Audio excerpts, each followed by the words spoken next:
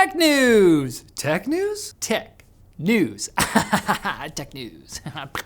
Google has agreed to pay $700 million in damages to US consumers as part of a settlement with every state attorneys general, everyone, over the search giant's alleged anti-competitive Play Store rules.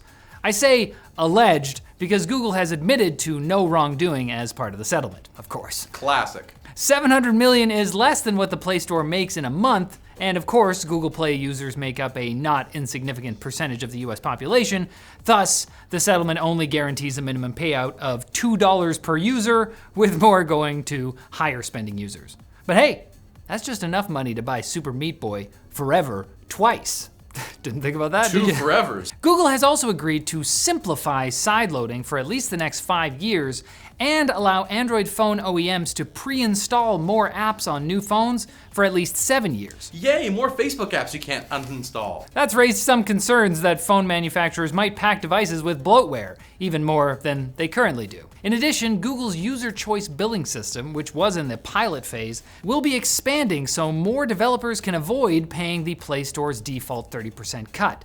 They'll now have the option to pay a much cheaper Google service fee of only 26%. It's not so much better as it is slightly less worse. Not a very good discount, but it would be a rich milk. It seems that messaging service Beeper is struggling to find a permanent fix for its Android-based iMessage app Beeper Mini after a few weeks of Apple whack-a-moling the loopholes it was using before. Beeper's new, apparently temporary solution requires users to have access to a Mac's unique registration data.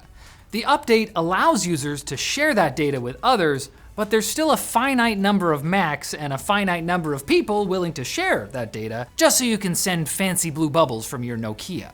The cool kids will definitely stop swirling you now. One advantage of Beeper's new method is that the Mac associated with the registration data has no access to the user's account or messages. Another advantage is that the server farm method used by other bridging services, and by Beeper themselves before Beeper Mini, potentially creates an anomalous number of users all supposedly using one single computer. Which is exactly the kind of thing that draws the eye of Sauron, and by Sauron, I mean Tim Cook. You cannot hide. I see you. There is no life in the void.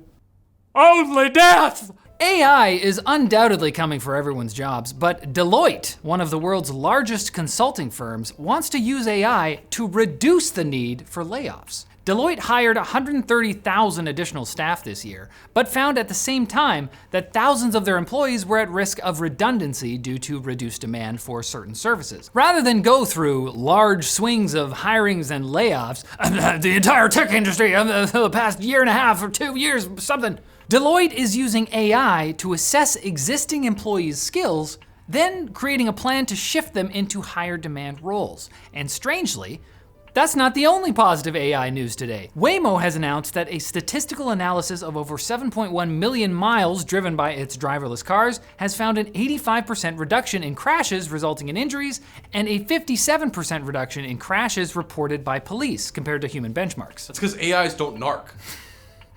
I feel like they'll narc even more. Stitches get stitches. Is that AI?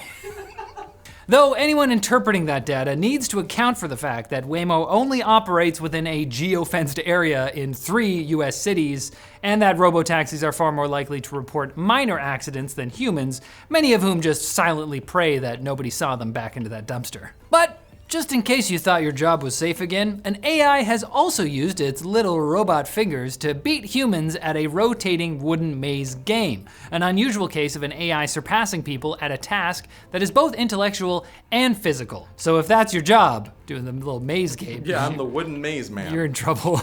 Let's close out this story with one of the funnier reflections on our changing relationship to technology. YouTuber Jay Schlatt posted a recent video about the growing subgenre of AI covers inexplicably featuring his voice and distinctive New York accent, to which he responded by releasing his own, actually kind of amazing cover of Frank Sinatra's My Way.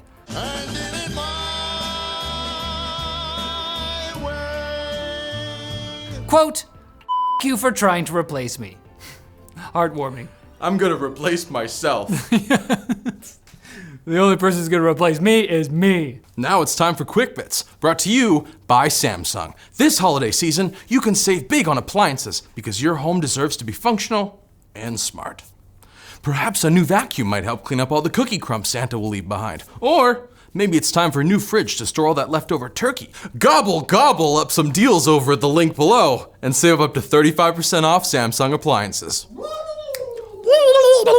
We can forgive scientists for mistakenly thinking that the atom was the smallest possible unit of matter for decades, when actually it's the quick bit, but it's okay.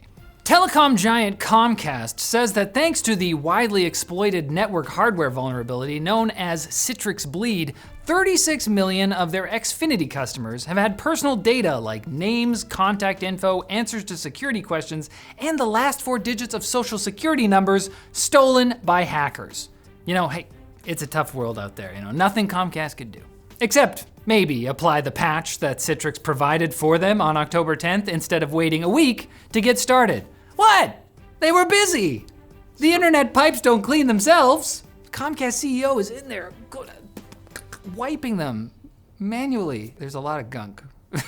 Intel thinks it's still on track to launch its next-gen Battlemage GPUs in 2024, according to a roadmap shared by the company's Japanese branch. If that launch goes the way that the first ARC GPU launch went, this means that just before Christmas 2024, you'll be able to go to the store and pick up your phone to read a press release about it.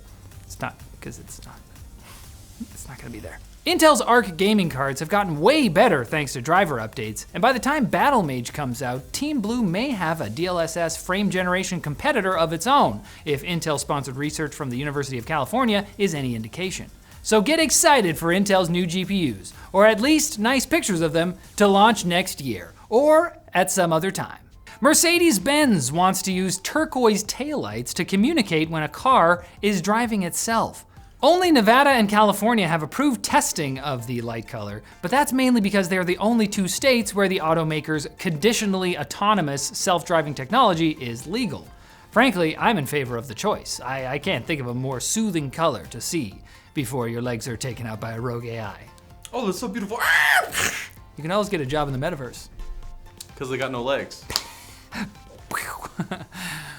The virtual reality ship keeps sinking, even though Zuck keeps plugging the holes with billions of dollars. It's not watertight.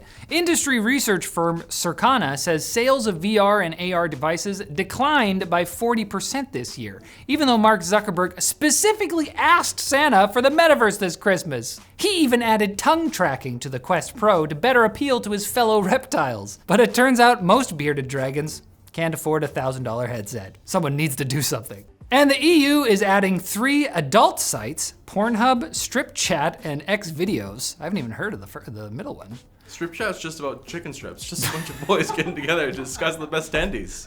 The EU's adding them to their list of very large online platforms, or VLOPs. These sites are now in the strictest regulatory classification under its Digital Services Act, alongside heavy hitters like Amazon, Meta, TikTok, Twitter, and Wikipedia. This decision will likely lead to user age verification gates on all 3 sites, but it also provokes an interesting semantic discussion. Is Pornhub, in some sense, a social media site? Can you be a Pornhub influencer? You can add other users as friends on there. You also probably shouldn't, unless it's the guy who does calculus. Yeah. He's having a great time. But you should come back on Friday for more tech news. I promise. It won't get weird. It's not like, it'll be fine. Please.